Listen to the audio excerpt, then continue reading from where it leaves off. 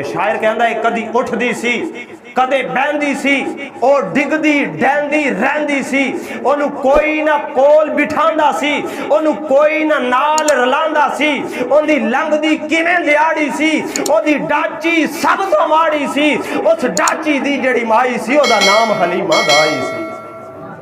आखिर विच मक्के आई सी पिछे आके वो घबराई सी हर बूआ उस खड़काया सी ओनू खैर किसे ना पाया सी हर दर्दी बनी सवाली ये ओदी जोली फेर भी खाली है जदों सारे पासियों रह गई है सरकार दे बूहे बह गई है आखिर ओ बूहा खुले आए जिथों खाली ना कोई वले आए सरकार दा बूहा खुले आए एक लौंडी बाहर आई है दाई वाल जाती पाई है ओनू बाहों नप उठाया है पहले सीने नाल लगाया है ओनू कहंदी आ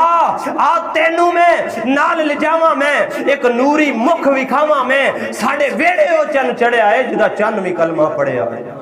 अज जा गया वक्त हलीमा दा